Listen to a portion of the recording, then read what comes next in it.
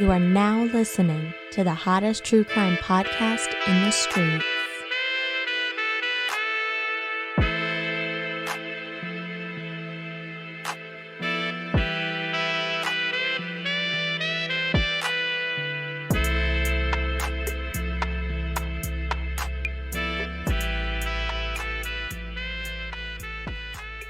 Hello, folks, and welcome to the second Affirmative Murder Listener Tales, Tales from Your Hood. We haven't really figured out all those details of that yet, but this is the second installment of that. The first one was fun. Got to read some fun emails and hear about a lot of crazy shit in people's lives, friend. Yeah. And we got some more of that this week. How you feel about this so far? I hate it. Nah. No, it's fun, man. It's good to have some type of interaction with listeners. Yeah, hear some crazy stories. Yeah. Now, I got an interesting email that I am going to read, but this is not calling on anybody to send corrections my way at all. This is from a professional person, and it felt necessary to read because I don't really know what we said last week. I don't really know how we said how it could be misinterpreted. I don't know the damage that it could cause, so this is an email that's important to read, but this is not saying send in whatever suggestions you have. Oh, somebody bashed us? No, that's not a bashing. It's a friendly looking out. So we read an email from a listener last week that was about domestic violence. And, okay, I do remember that. I don't think I said anything like this is advice or I don't think that I said that, but it could be interpreted that I don't really know. That's why I'm saying I don't know what I said. Well, I remember... From what I recall, I remember the email was like, then the subject was like, what are your thoughts? You can cut this. But it was like, your advice or something? It was thoughts. It was thoughts. Okay. But thoughts, right. I gave my thoughts, but I don't, we have a platform. I don't want my thoughts to be interpreted as advice. And so this person is like, I'm a professional and here's, friendly, whatever. So anyway, this is from a nice person named Alexandra. And they said, hi, y'all. I've been a listener of the pod for a bit now. Thanks for the content and lifting up stories that should be heard. I enjoy listening to your takes on things and getting different perspectives, but just want to provide some constructive feedback on the recent Neighborhood Tales episode. So this is not from the person that sent. No. Oh, okay, that's why I'm getting confused. Yeah, no. Okay, no. This is not from the person. This is not from the person. Okay. They said, I'm a sexual violence advocate, and while it's always great to raise awareness for issues like domestic violence, especially to hear from outspoken men like us, I guess that's us, I worry that listeners may take your commentary as advice, which again, it was commentary, not advice, but I get what she's saying. They might take it as that. I fully understand that, and that's why I'm reading this. Some of the statements made were not what I would tell a client or a family member or a friend of a person who is experiencing domestic or sexual violence. In fact, I worry that some things that were said could misinform people or discourage people from helping others who are struggling to leave a bad relationship. So maybe adding a disclaimer that those are your personal views or instead having a professional on the pod to consult might help. I'm not going to do that, but I will say everything that both me and Fran say on this pod are our views. We are not professionals. I've said several times on here, I've dropped out of college. You should do the opposite of whatever I say. And if that's not made clear by the things that I've said, I'm saying it here definitively on this where people are sending in things. If you're sending in these emails to looking for advice, consider this unhelpful advice. Like don't listen to what we're saying. No. We're idiots. Anyway, again, love the pod, but I felt in this instance there should have been a distinction between opinion and professional advice. I'm not a professional at anything. And professional advice to avoid harming survivors. Thanks for reading. I hope you don't take offense. Don't take offense at all. I know that this is free content and y'all do your best and probably get a lot of unjustified criticism as it is for no good reason. Just wanted to share some insight as a professional in the field to help y'all grow and educate listeners who may be in similar situations to the listener who wrote in.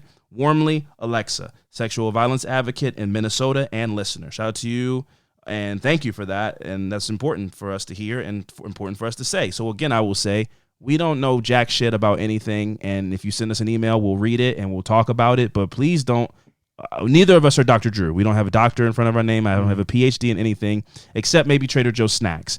I don't know shit. Fran knows as much shit as I know. And neither of us know shit. So, if it's not about basketball, don't take our opinion as gospel. Yeah. And even in that case, if you're like a coach, don't take what we say about basketball even to the heart. No, take what I had to say about basketball to heart, because I know what the fuck I'm talking about. Well, that's Fran. He said that, and he's very adamant. He's confident about that. Anyway, let's move on to another email. Yeah. This is from Melissa M. The subject is Walmart creeper. I hate Walmart. I hate Walmarts with a passion. Yeah. There's never more than 2 registers open when there's 600 people in the store. I've always seen a fight. The shelves are barren. They don't even have anything at Walmart. There's never anything in Walmart. So what do you even sell? It's like a fashion show in there, man. People got some crazy that stuff I've never seen before. Tony the Tiger slippers. Yeah. Where do you even get those from? I've Out seen the box. You got to eat enough cereal to earn them. You have to earn those. You don't buy them. Yeah, you don't buy them. You have to eat enough boxes of cereal and collect the labels from the top of the box. You got to collect them. Mm-hmm. Yeah, it's like the McDonald's Monopoly game. But if you solve the Tony the Tiger puzzle, first of all, you're great, and you get some Tony the Tiger slippers. Yeah, nice. That's bullshit. How come when you do it, I learned. I learned. I know now. I have it committed to memory now. Anyway, so the message goes, okay, guys, I have a creepy, non-dramatic story. I live in a small town in Tennessee. When I was about 13, while waiting for my mom to finish checking out, I sat at a bench near the front of the store. Probably because you're killing time. You don't want to be standing up while your mom's beeping things. I get this. I'm a kid then. And then you have that moment where you're too big to sit in the cart. So you're just like, you're free roaming. I'll go sit down. Let me go pop a squat. Nah. You want to be right up on your parent? While I had no choice. Where am I go? To go sit in front of the store? They can see you where they can see you. I'm going to be like, I'm just going to sit over here. They can see you. Play your game. Well, nobody was going to snatch you up. So I guess that wasn't. What are you trying to say?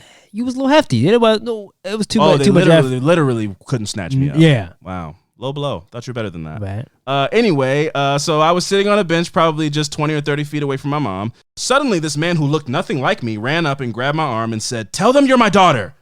I said, what? I said, what? And he repeated it as 2 men ran up after him and pulled him away. My mom never addressed it with me, and I never heard anything else about it. But as an adult, I've thought about it a lot. In what situation would you need a fake daughter? Did they catch him creeping in the kids section did they catch him creeping in the kids section or following us? Was he just crazy? I don't know, man. But if I have kids, I'll be a helicopter mom, even in this tiny town. So that's pretty wild. Like he just ran up on, tell him we're related to each other. And then he was grabbed and Maybe get out of here. He's being chased. But what would a kid? How would that resolve the situation? He came in there. Maybe he was doing something outside of the store, right? He's like, I told you my kid's in there. And probably. Or if they came in following him, he's sitting with the child. They would come in being lost. They was like, "Where's the guy we looking for?" Yeah, he didn't have a kid. He didn't have a kid. Well, she doesn't know, and we'll never know either. Yeah, but that's crazy. That's scary. It's wild, man. I see videos like that on YouTube where people are just like in grocery store aisles, and then they'll turn their back for a second, and some person will just try to pick their kid up and run away with their kid. Yeah, it happens more often than I thought. Yeah, there's a ton of videos like that on the internet. Yeah, they would just try to really literally snatch your kid. Yeah, scary times, man. So you have to be fast. You have to be and darty. Yes, fast and darty. Yeah, I recommend. But if it was you in front of that store, they wouldn't know. Well, it wouldn't tell. Listen, if it was me, they would first of all they would see the residue of Rice Krispie treat around my mouth, and they would know that's my weakness. So they'd go, "Hey, kid, I just bought a whole box 30-pack of Rice Krispie treats. You want some?" Out there in the car, I'd be like, "I mean, if you insist, Mister." Yeah, you weeble wobble your ass out to the. Yeah, all right. I wasn't that bad. I didn't walk. It wasn't like boom, boom, boom, boom. I was a husky kid. I was like a Bobby Hill build. Sure. If you had to go off of what my build type was, I was a Bobby Hill type. I wasn't Bruce Bogtrotter from Matilda. I wasn't like walking around with cake around my face and like on my fingers, chocolate walk tips. Side to side and shit. No, it wasn't me. I was a husky kid. I would disagree. Well, go fuck yourself. This Tales from the Hood, which was titled that, Tales from the Hood. Okay. Thank you for that, and I like that. Let's do that. When you send in the emails, title it Tales from the Hood. Yeah. This Tales from the Hood says, "Hey y'all, I'll spare you the awkward intro and just get into it." Well, thanks. Yeah. This is the story of my childhood brush with a murderer. Connecticut, circa 1994, in the winter of my kindergarten year. I had some neighbor music or something for that. Yeah, that was dramatic. I like their writing style already. You probably hit the wrong button anyway, but I don't have music available. I had some neighbor kids over who were a little older than me, and we're all playing together outside. It was getting dark out, so my mom, I'm guessing, I'm gonna fill in. Sorry, a person I'm sorry, Stephanie, but you missed some words. It was getting dark out, so my mom said we had to stay in my yard so she could see me from my window or from the window, since I was an actual 5-year-old. It had just snowed, so the neighbor kids and I were building a collaborative snowman. Fun. There were 2 girls who worked on the bottom part together. The boy, age 9 or 10, who was working on the middle, and myself and my little self, who was working on the head. I remember being so focused on my job that I didn't notice the sizes of the pieces that the other kids had made. And when we all finished, I noticed that the head that I had made was tiny in comparison and was going to look weird. The only solution I could come up with, because I knew I couldn't make the head any bigger, was for the boy to make his middle part smaller. So this person dictates. I like you take charge. This is problem solving. I informed him of this, and he got so pissed he pushed me over hard. I hit my head against the cement steps. What? Jesus Christ. And he threw the middle of the snowman at me oh my God, while I was on the ground like a boulder. Yeah, is this kid the murderer? Were you murdered? It was the first time getting the wind knocked out of me. Oh, so you're like, getting the wind knocked out of you it's hilarious, but it's so scary. She was scared because she'd never had the wind knocked out of her before. The kids all hovered over and looked scared because she's making that weird noise probably. And then the boy's head just disappeared from view as he took off running because he was like, "Oh shit! I didn't mean to do that much damage." The girl started screaming. My mom came outside. So much for her watching from the window. After she figured out what had all just happened, she went over to the kid's house where he had turned out all the lights and hid. What? This kid's been in trouble before. She knocked on the door, told his mom what happened. A forced apology happened. And it's like, sorry, my bad. I didn't mean to do it. A forced apology happened.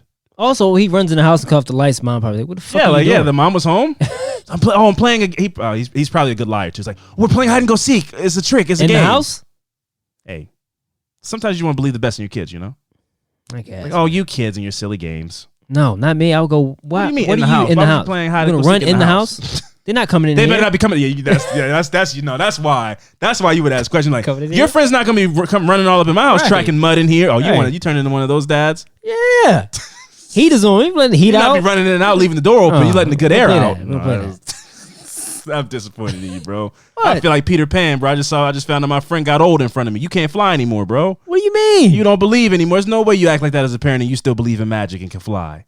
I can't sprinkle fairy dust on you when you fly. Oh, man. You gotta get your kid back. You can't be running the house. You gotta be like Pan, like the Robin Williams movie. So you're like an old dad now. You gotta get your childhood back. Nah. I hate that for you that you're I'm good. What are you doing letting out all the air? Yeah. Nah, come on, bro. You gotta get your youth back. You gotta get your childhood back. Watch Pan. Because you sound like Pan. Disagree. You sound like Robin Williams Pan before he got cool. So you think them running the house is okay? People run, so you... They're kids, man. Let them run in out of the house. Other people's kids? Yeah. You out of here, dude. Cracking dirt all over the fucking place? Nah, you tripping. You're right. I don't have kids. You're right. I'm speaking out of turn. So anyway, a forced apology happened and life went on. I didn't play with him anymore after that, and he moved out of town pretty soon after. But I still occasionally wondered whatever happened to that deviant kid who raged out and hurt another kid much younger and smaller than him. Fast forward to 2009. It's my junior year of college. My mom calls me and asks me if I remember this aforementioned kid. Uh-oh. Yeah, the one who pushed me down that time. Almost cracked my head open? Almost murdered me. I hold a grudge, so I remember him very well. Raymond Clark III had just been arrested for murdering Annie Lee, a 24-year-old pharmacy student at Yale. Annie was missing for 5 days before her body was found in the lab where she worked. Wow. On the day she was supposed to get married. Wow. Damn. He has a serial killer name too. Raymond Clark? Yeah. The third? Is that what you said? The third. The third. You're Raymond Clark the third. What are you saying about the thirds? I'm at the third. Psycho. We'll move on. No comment. When police went to arrest Clark, he was found hiding out in a hotel, much like he did with the lights off? Probably. He was found hiding out in a hotel with family. So he goes to his family and just is like, everything's cool, guys. I'm just hiding under this couch. You playing hide and go seek. It just like is fine. 30? Yeah. So what are you doing? What? So he has taken full responsibility for Annie's murder and was sentenced to 44 years in prison. Oh, seems light. He has never given any public explanation for his crime. I guess I don't have any real commentary to close with except for poor Annie Lee. Yes, of course. Her family and her fiance, because she was found on the day she was supposed to get married. Wow. From everything I've read, she was very much loved, an extremely intelligent woman with a kind heart, and she was working really hard to add something to the world. So that's the tale from the hood. A bummer. I'll include some links if you want to read more about the case. Love the addition to an already fantastic pod. Oh, thank you so much, Stephanie. And I can't wait to hear more wild stories from other listeners. Thanks for reading, Steph. Okay, well, good thing this happened. That incident happened when they was in front of her house, because we don't know how that could have went. Yeah, this kid could have committed his first murder at a young age. Yeah. We don't know how dangerous this kid is. Affirmative Murder is brought to you by Drizzly. That cold case you're listening to? Nasty stuff. But you know what else is a crime? Missing even a moment of whatever you're doing to go on a drink run. Luckily, there's Drizzly, the #1 app for alcohol delivery. With Drizzly, you can compare prices on the biggest selection of beer, wine, and spirits, then get them delivered in under 60 minutes. Let me talk to all my bros and broettes for a second. It's football season. Do you want to miss a moment of insert star football player here, going for another highlight play, to step out to go get some more Trulies, or Mike's Hards, or Bud Light, or whatever it is that you use to get through a football game? I don't know you. Well, fear no more. Just download the Drizzly app or go to drizzly.com. That's DRIZLY.com today. Again, that's drizzly.com. DRIZLY.com today. Drizzly, the #1 app for alcohol delivery. I have one more to read before we get out of here. This one's from Katie. And Katie messaged me on Instagram and said, I don't know if this is how you wanted me to do it, but I did. And this, Katie, next time, send it to affirmativemurder@gmail.com. But I will read your DM this time. What she wants, man. Well, I don't want people flooding my DMs with dark stories, Who you gives know? a shit, man? Well, I'm waiting for celebrities to answer my DMs. And T-Pain, Daniel Day-Lewis, Devin Sawa. Sent him a message. I was like, yo, Dev, what's up? You got any extra footage from Casper unreleased stuff? Snooki from Jersey Shore. Okay. Mm-hmm. Macaulay Culkin. That's what I'm waiting on. I didn't DM Mac. That's my guy. Yeah, but if I wanted to, and I'm getting flooded with these kind of DMs, might not see. So don't send them to the DMs. Or at least send them to the Affirmative Murder DMs. Send this to me. Well. So right. I don't DM people from the Affirmative Murder page. When I'm me, I'm DMing all my favorite celebrities. Anyway, she goes, so this happened to her last week. She goes, my boyfriend and I went up to Flagstaff, Arizona for the weekend. We're from Tucson, Arizona, and decided to just camp rather than get an Airbnb or a hotel. Interesting. Not really my thing. I'm more of a glamper, but whatever. We had quite a hard time finding a good spot because it seems like everyone else had the same idea that we had, and all the camping locations were full. We drove around for hours at night and finally stumbled upon a good spot that was very much in the middle of nowhere. Sounds super chill and white. This sounds like nothing could ever go wrong being in the middle of the desert with no service probably. Man, This is it's so Caucasian. I love it. White people are just like, let's just go get lost in the mountains, you know? I think that's so like. Don't you like that kind of thing? No, I like to very much know where I am. I like to go with a cabin in the woods. I'll go to a house in the desert, but the house has to have like Wi-Fi and TV and electricity. Yeah. I like to be fake nature. That's no fun. It's fun for me. That's where you can do drugs. I don't want to do drugs like in actual nature. I want to be able to go like to the backyard and it feels like nature. But then when I get hungry or cold, I can go into four walls and a bathroom. That's like an artificial. Well, you don't do any of it, so who are you to judge me? I know, because it's not fun. It's fun. If I'm going to do it, then you did it how I did it. If you did it how I did it, you'd have fun. Sure. Anyway, the road was very rough, and we were thankful to be in an SUV. It seemed like there weren't many people too close, so we set up camp and started a little fire. My boyfriend kept seeing a strange red light in the distance, and he was on high alert most of the night. The moon was full that night, and there was a creepy vibe in the air. I'm packing up, and I'm getting the fuck out of here. You're saying all the red flags. We managed to settle in and were able to relax and enjoy a few drinks and some music. Okay, vibes, Tame Impala. I'm seeing it. I'm feeling it. I'm getting it. At about midnight, a small car came barreling down the road with no concern for their vehicle.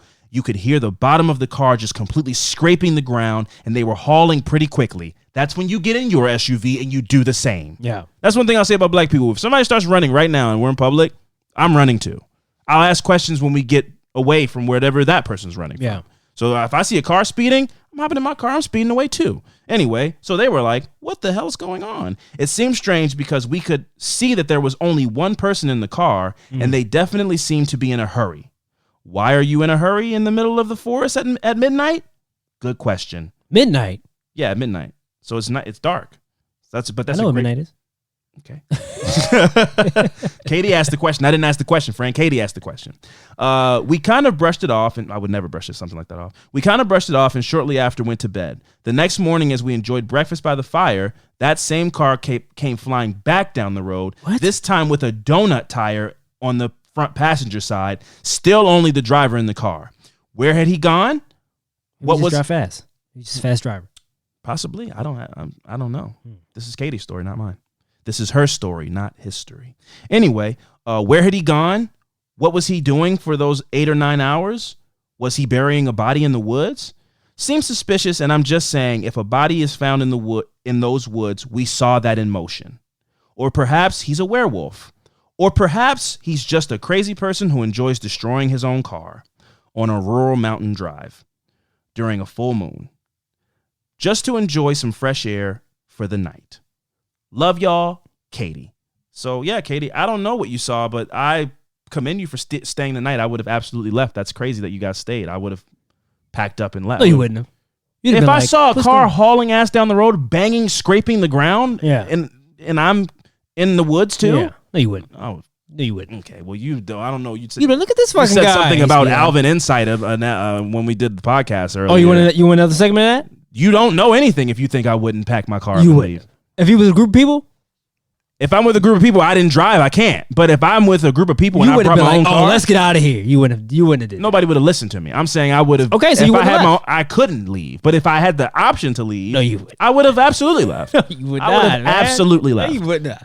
Stop lying to the American people. You wouldn't have left, okay? You think I would have stayed in the woods where things going through my mind like, is this guy, did he kill somebody? Is he running from somebody? Is he a werewolf? You think if I had any of those thoughts, I'm not going to fucking leave? First of all, you wouldn't be sober.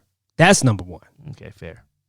Well, See? I'm not saying I've never driven. Anyway, we'll move on. These kids might listen to this. But this has been That's crazy. This a couple of fun stories. Please keep them coming, man. AffirmativeMurder@gmail.com. Please send them in. Tales from the Hood as the subject headline, and send in whatever crazy stories you have. Again, alien fucking interact, whatever. Doesn't have to be specific to true crime. We just want to hear whatever wild stories you have. Anything. Aggressive neighbor, whatever you got, send them in. We would love to read them. And also, if you're bold enough, feeling fun enough, you think you have the voice for it, send in an audio message. We'd love to play that too. Yeah. Again, affirmative murder. What's the lessons from today's episode? If you see somebody hauling ass, leave. Don't sit in front of Walmart by yourself. Don't go to Walmart. Just don't go at all. Just don't go to Walmart. Just don't go. Just don't go to Walmart. Just don't.